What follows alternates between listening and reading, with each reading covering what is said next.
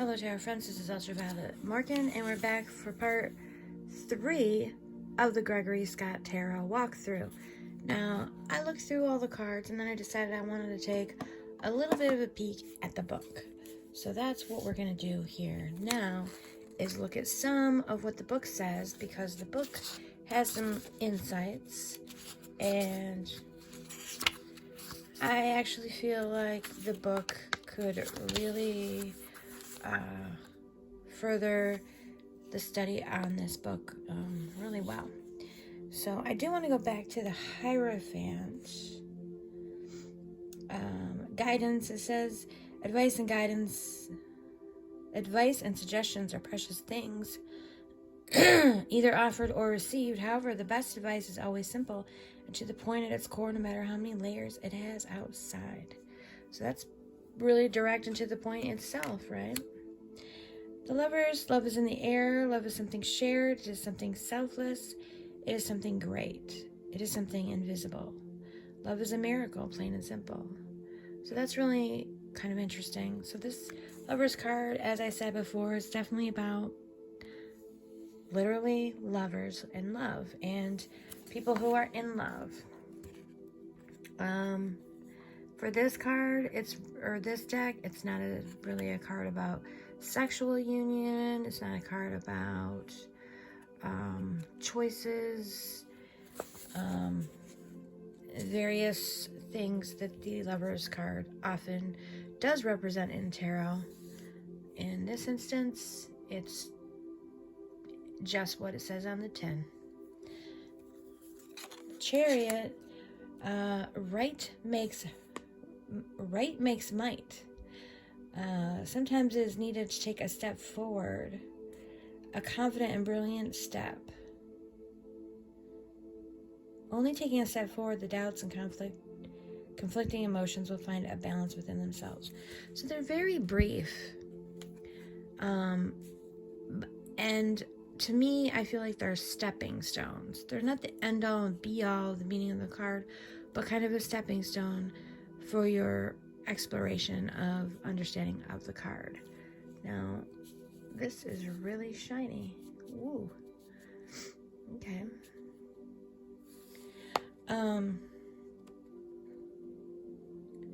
So with the Chariot, right makes might. So this card is really saying when you're in the right, you'll have the force of the universe behind you. And then it goes on to talk about taking a step forward, being confident and brilliant, doubts and conflicting emotions will find a balance within themselves, which is just a whole lot of, I feel like there's a whole lot of personal work, really, that you could get done with this card alone. So, I'm really liking this deck on that level as a personal work deck. And he even says in the very beginning, I believe, is this the deck?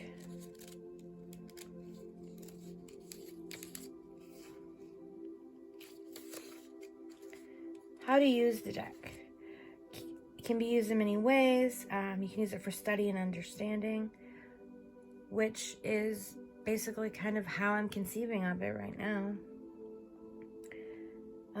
Cards as an expression of an archetype.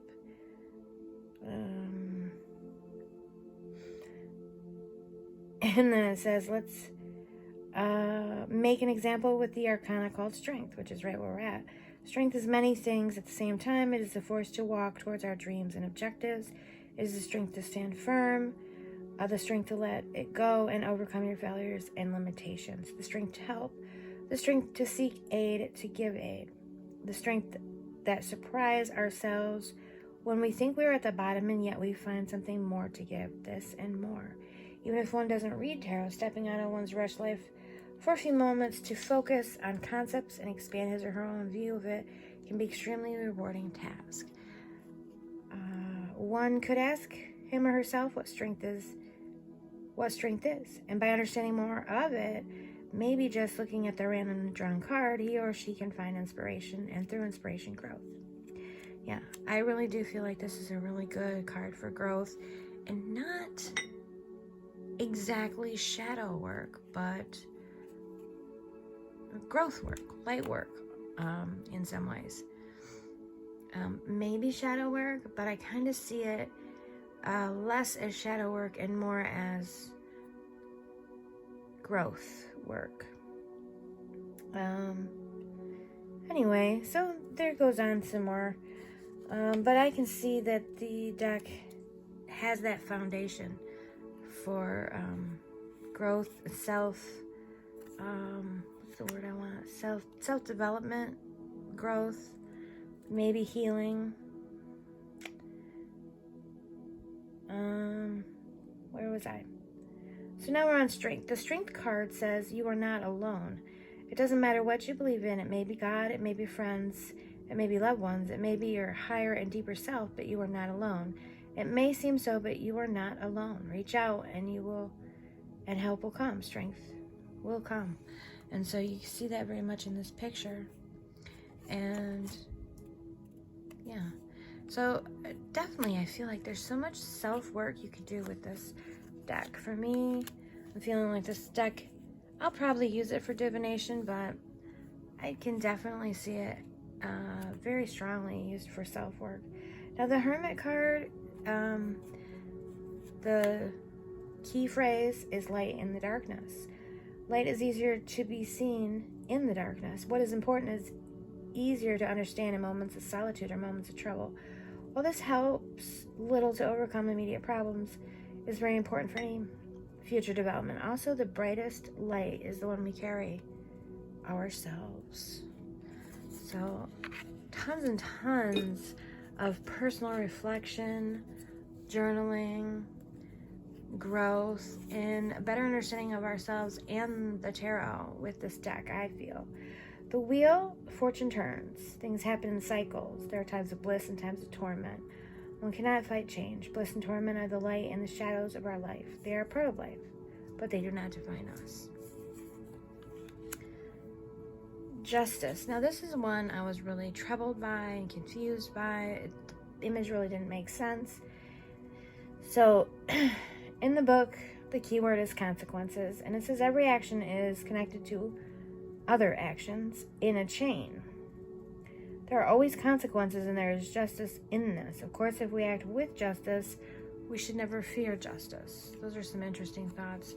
So I suppose that this person is being poisoned by people who he sought to harm himself. Perhaps he meant to poison them, but he drank it himself. I don't know. The Hanged Man talks about reversals. I don't want to read every single thing in the book, of course. But this just has a lot of self-growth and self-development type of messages. Death, emptiness. Only an empty cup can be filled. Only an empty landscape can give freedom. Death is not the end. It is not just closure, it is transformation. It is the blank slate for our future selves. So I really like that for the Death card. And I feel like studying these cards in the way that they are this is likely the way that they were created, the way that they're portrayed in the book. I feel like will also give you some more nuance into the way that you read when you use them for divination, perhaps for any deck, not just this one. And then with Temperance, it says one is many and many is one. We're not just one simple person within ourselves, both in our spirit and in the roads we face for the future. We can be many things. We can pursue spirit, success, love, and yet our true self will always be a balance of it all. So, okay, that Temperance makes a lot more sense now with the little blurb in the book.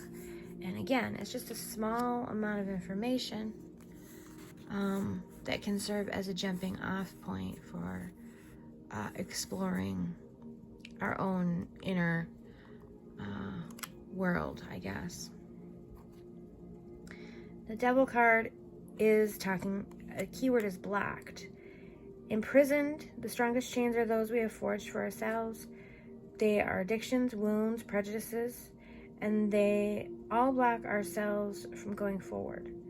Okay, so this is interesting because I had felt like this card was very limited and really only talking about addiction and maybe depression. But then when I look at the book, I can see that it is actually broader than that. It's really talking about being blocked, which it can be a really important concept to work through.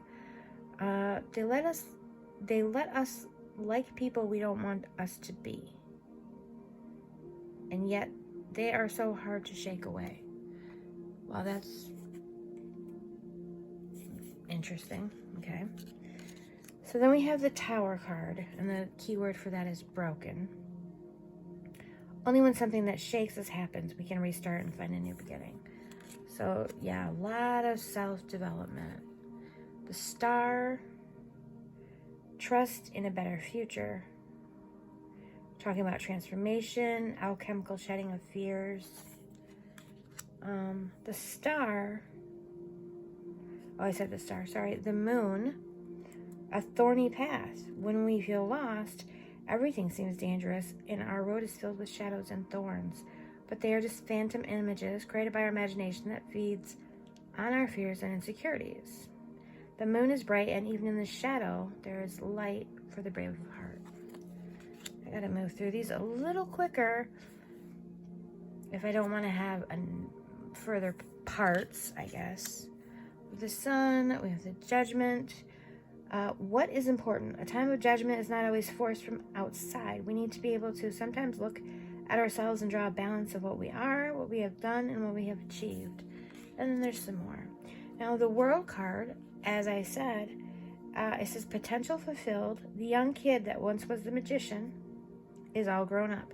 He has matured experience. His power has become achievement. His potential has become something tangible. There's a happy ending, after all, to all journeys. So we have that full completion of the journey and the growth, which really I feel like this is very much a self-growth deck. So I know I said that a billion times, but it's really calling out to me as being that type of deck. So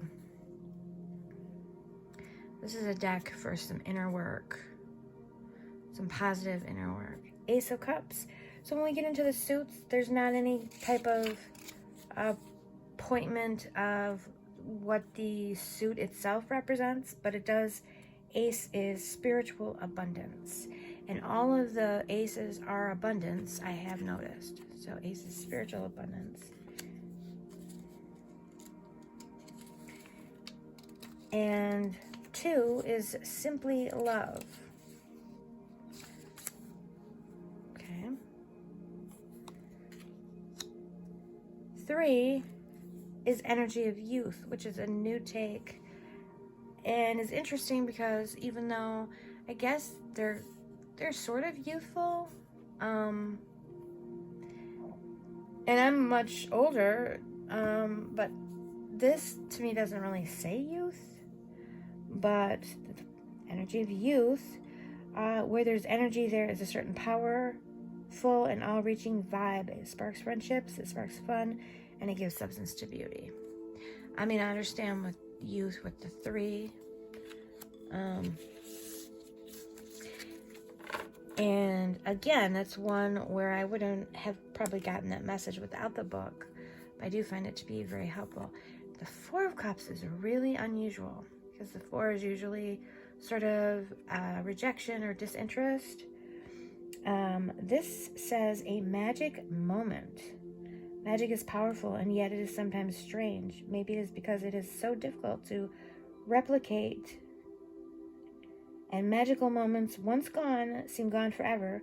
Maybe it is because it changes us. Yet magic takes out of mundanity to give.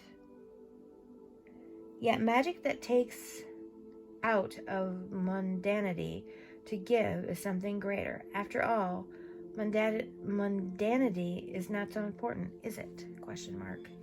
Okay. That's a little bit to think about. It's a very different take on the Four. So, the Five of Cups, accepting loss. Okay. The Six, talking with feelings, which is really sort of different for the Six of Cups, in my opinion. True communication comes not from words, but from intentions and feelings. I can see how the Six of Cups could be about communications, but I've never seen that before. And then the Seven of Cups says fantasy world. This is really interesting and confusing. There is a time to lock on reality, and there's a time to sidestep and wander with the mind, with the heart, with the gaze of a child that needs to find wonder in everything. Very strange for this image. I don't know, it doesn't connect for me, but maybe at some point it will. And then the Eight. Now this one is one I completely looked at differently when I looked at it with my own understanding of the Eight. This is looking back. Sometimes on the road of life, we happen to glance back and suddenly remember the things that we have left behind. Are they still a part of us? Or have they been truly lost to gain what we have now? So that's a really very different take on the Eight.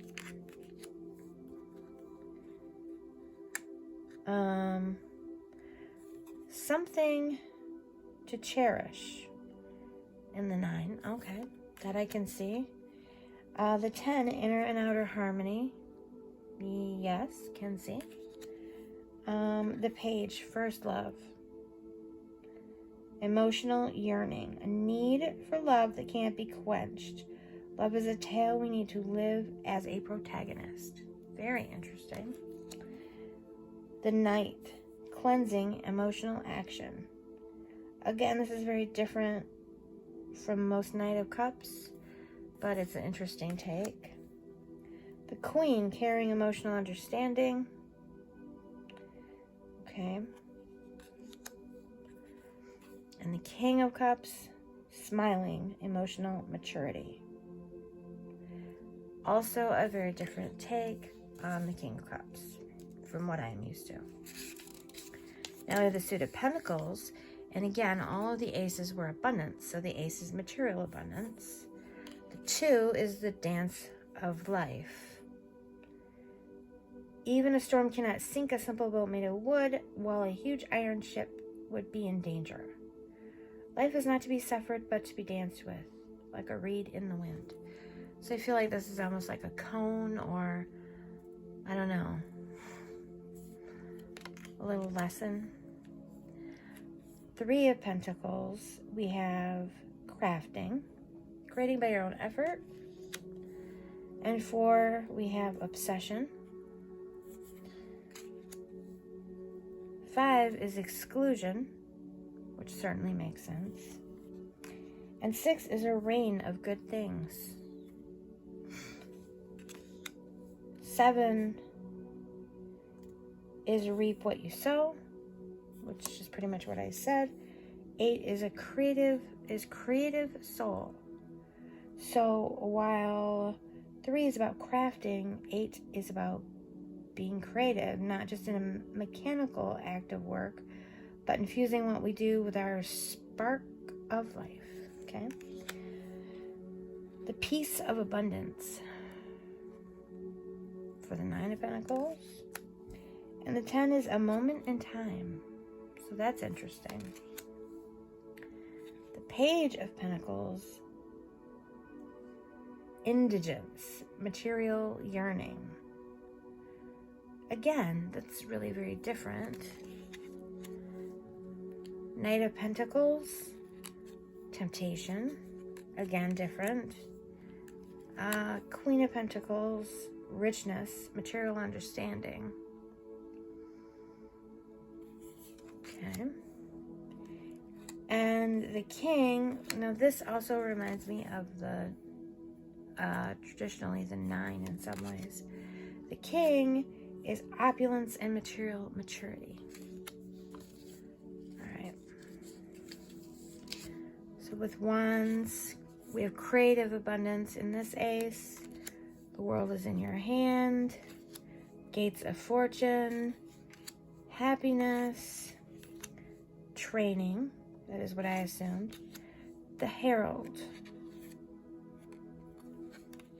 Bringer of news. Okay. So that again is a little bit different. Achievement. Okay, so that again is a little bit different as well. Bullseye. Victory.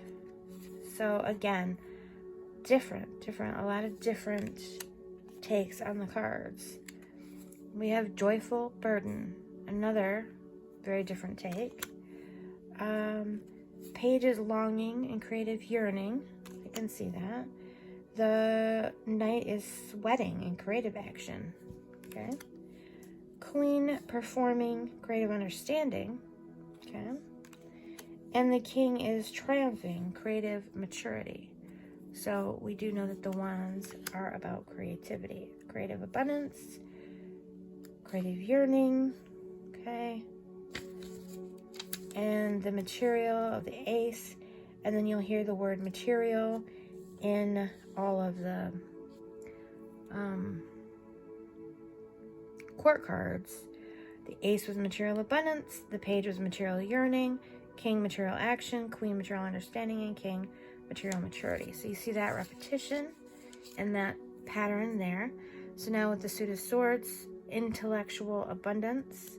So we're going to see intellectual in the courts. And then we have at the edge of the precipice. Again, different. Suffering, not so different. Threat and menace. Submission. Okay. I had taken that as humiliation. I guess they are similar. 6 is murky waters. Okay. 7 is subterfuge. All right. 8 is drawing down. Falling down, I mean. 9 is nightmares. Very, very common. Not so different. 10 is two sides. Many people have inner pains. We should never judge a book by its cover. It's a very different meaning for a 10. And then we had as our ace was intellectual abundance. So abundance is our keyword for swords. And the page gives us, intellectual. Intellectual is our keyword, of course. And our page gives us experimenting and intellectual yearning. That makes sense. And our knight is giving us arguing and intellectual action. Okay. Again, that does make sense. And then the queen is pruning, intellectual understanding. And the king is writing and intellectual maturity. And then it mentions reversals and says, some readers like to apply a different meaning to cards if they are drawn upside down. The reverse meaning is like a mirror to the normal meaning. For instance, what is seen as a fact becomes a possibility, or what is seen as a suggestion becomes a warning. The use of reversals is totally optional and depends on the reader. So I feel like this is a really good card for self-growth, self-exploration, or a good deck. And in terms of doing personal work, not quite shadow work, but definitely personal exploration. And it also would be a really good deck for journaling and self-growth.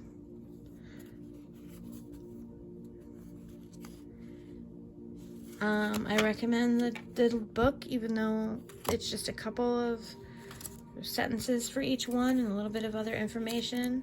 I definitely recommend digging into the book, and if that's your kind of bag, if you want to work on that. In terms of self-work,